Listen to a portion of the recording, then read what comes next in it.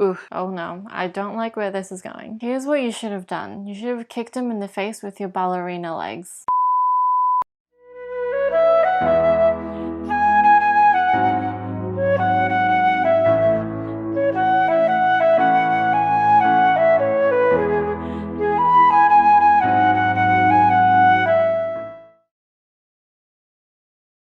Hey guys, welcome back to another awkward video, and today I'm actually going to read and react to your awkward and embarrassing stories that you sent me. Obviously I'm doing this so that I can feel better about myself. Alright, so let's get started. So here's the first one. And where I live, you need to pay extra to bring an animal on taxi. That's pretty cool that you can bring animals onto taxis. I'm not sure you can do that here in Australia, even with an extra fee. So once I bring my cat to the vet with my sis, at that time we were so broken. You mean broke? At that time we were so broke, we decided to sneak the cat with us and not let the driver know. But then the cat kept meowing, so we talked to each other in weird language and added meow in the end of our sentence loudly. The taxi driver still charged us extra at the end with that look on his face. Oh my god, that's just hilarious.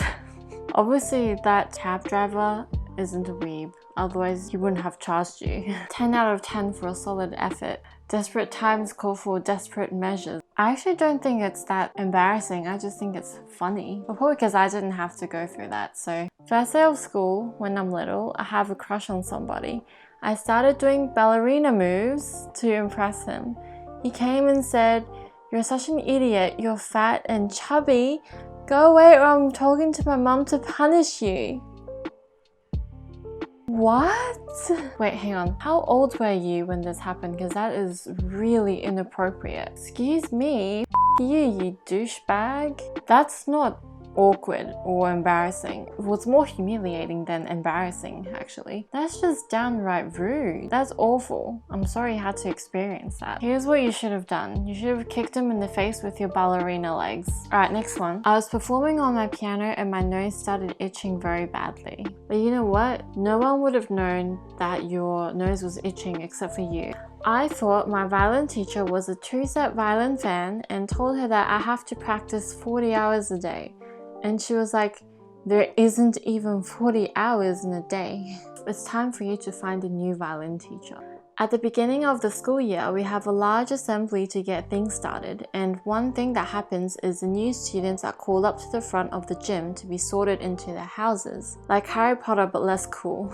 That's still pretty cool. Like, I didn't have that kind of experience. I wish we did that. When I was new to the school, I was waiting to be called up and sorted into a house, but I was zoning out a little bit. That's literally me every single time there's an assembly or anything like that. I'm just completely somewhere up in the clouds and have no idea what is going on. Suddenly, someone taps my shoulder and says, "Hey, I think it's your turn to go up."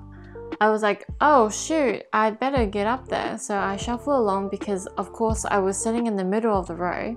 I make it about 3/4 of the way when I see someone else already at the front. It was someone else whose name is extremely similar to mine.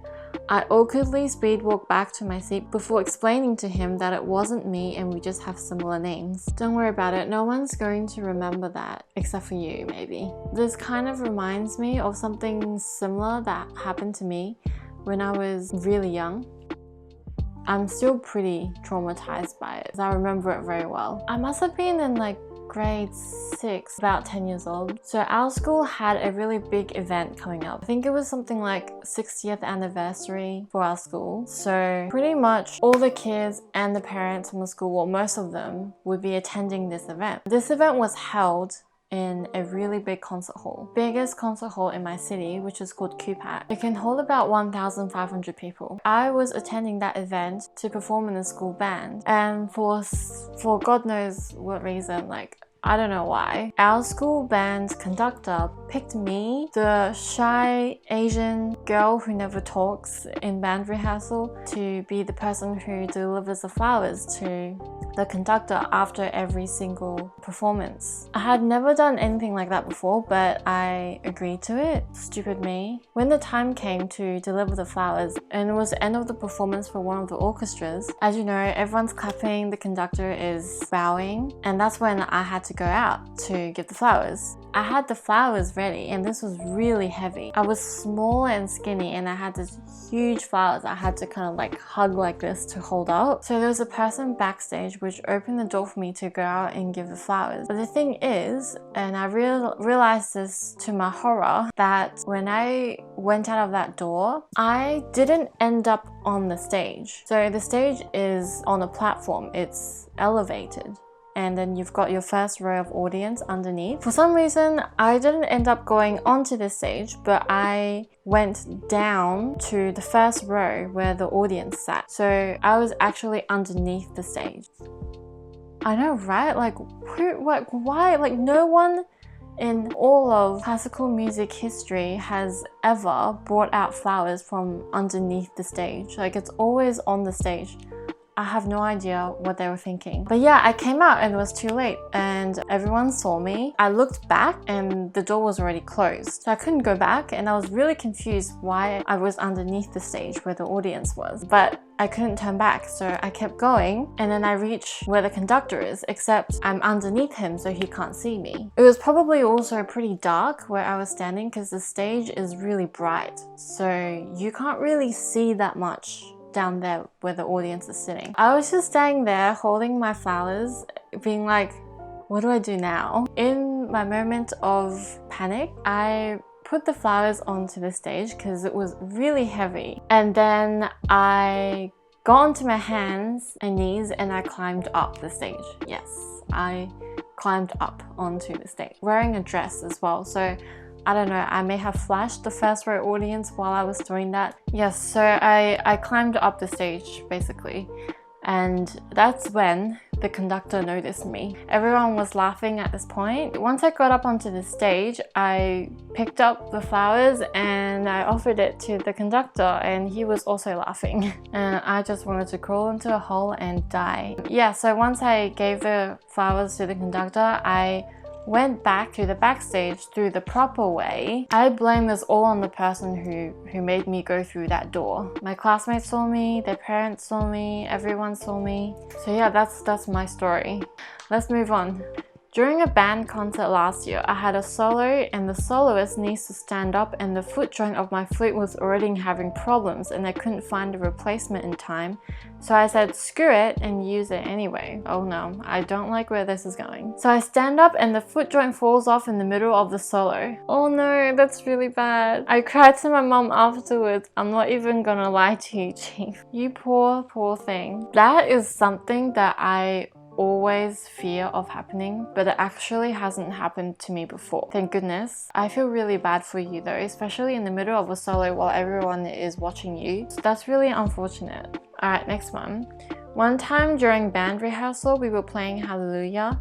I miscounted and played an extra beat at the end. I have never heard my flute sound so loud in a dead quiet room before. I know that feel. I've also done something similar. It happens more often than you think. Like, I've seen it happen at professional concerts before, so don't feel too bad about it. Showing up to uni orchestra rehearsal 40 minutes late in front of the whole orchestra and conductor. Oof. One of the flute students covered my part. The flute students were so worried and thought something terrible happened to me.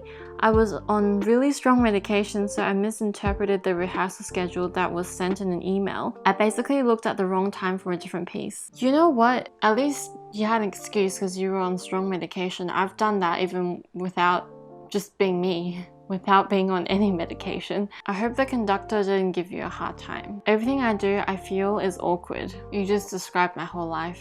Going to a lesson without practicing or reading the lesson notes. You have some balls. My first piano teacher was really scary. I would never ever go to her lesson without practicing. I made sure to practice 1 hour every day. By the way, this was when I was like 8 years old. I commented on this post while pooing. Get out. I'm a dancer and a flautist but was made to sing at a wedding because the bride's my cousin.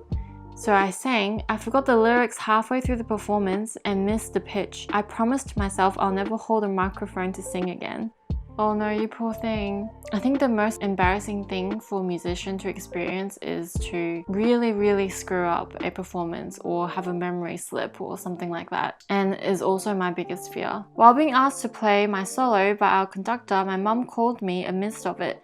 I looked at our conductor's face, then told me to just answer it. I couldn't go out at that time because the paths were blocked, so I had to answer it there. The people inside the room were all staring at me while I awkwardly talked to my mum on the phone. What a jerk conductor you have, making you answer the phone in front of everyone. I believe some conductors just abuse their power and position just because they can and terrorize people. I've had experiences of conductors like that. Alright, this one is from Twitter. It was a random day when some friend came up to me and asked me to help him set up a date to a girl he's been courting. I said yes, and I suggested a romantic date with me playing the violin in the background. I helped the guy set up the locations, decided on what meals will they take.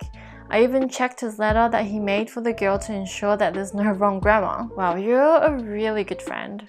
It was during the actual date when things are just so awkward. Since I know the girl, I accompanied her to the date, and yes, she was surprised of the whole preparation.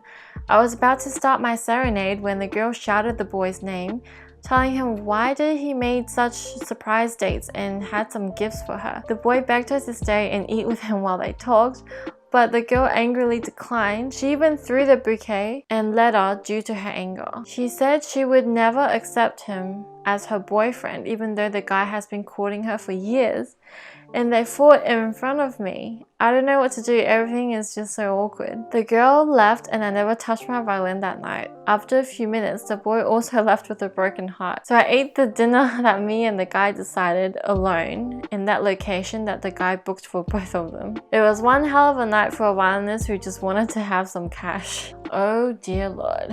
Wow. Poor guy. I feel really sorry for your friend. I mean, at least the girl should have showed that she appreciated it, right? Not throw the flowers. That's kind of mean. At least you got a free dinner out of it, right? That's a lot of drama for someone who just wanted to make some cash. Alright guys, that's all I have time for today. I had a really good time reading your stories. I'm sorry I couldn't include all of them. If you're awkward like me or any one of these people, remember to like and subscribe, and let me know if you want more of these kinds of videos. I hope you're all doing well and staying safe, and I shall see you next time. Bye!